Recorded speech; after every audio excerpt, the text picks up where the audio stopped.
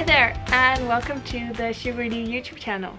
My name is Irene, and today we are starting with a new series on the Sugaridoo YouTube channel. Up till now, I've only been uploading vlogs where I show you what I'm doing in a week, but since the baby's here, my weeks are always different and crazy time schedule wise. So I got this new idea to shoot video for you, but not in the format of a week vlog.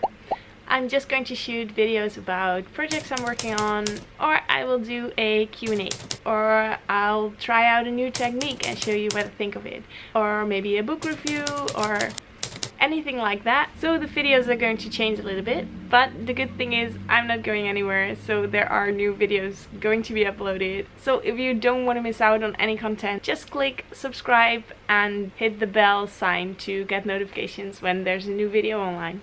Okay, so let's start with the first video, which is a Q&A.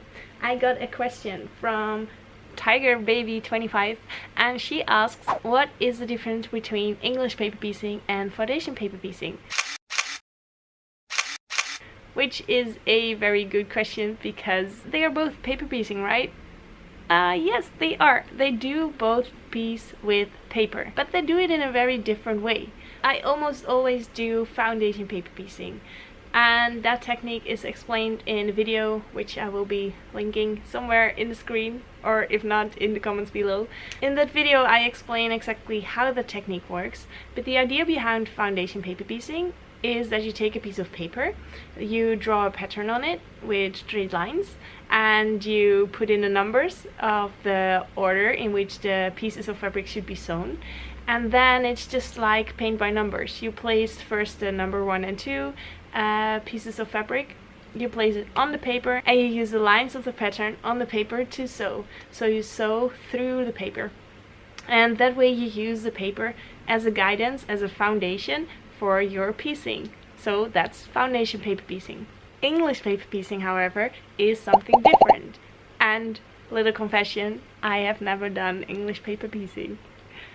It is a technique where you cut out templates from paper or cardboard, and then you cut your pieces of fabric. You wrap the pieces of fabric around the templates, and then you secure them by big stitches on the back side of the paper template, or with a special fabric glue stick on the back. Then you take all those templates, you put them together, and you hand sew those together. So something else people do with English paper piecing is fuzzy cutting.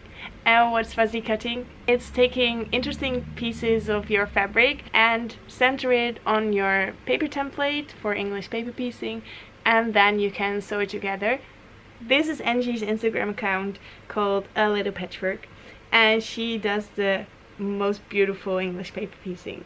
So here you see an image of some fuzzy cutting. You see the letters create, and you also see the cute tiny frogs, which are a really good example of fuzzy cutting. So you take the pieces of your fabric where you see the same figure, and you cut it multiple times to combine them in your English paper piecing project. I hope that makes sense, and that shows the difference a little bit between foundation paper piecing and English paper piecing. They are quite different techniques, but also do share the common thing of using paper as a guidance or foundation for quilting. If you have any quilting questions, please put them in the comments below, and maybe I can answer them in the next episode on the Sugaridoo channel. Bye bye!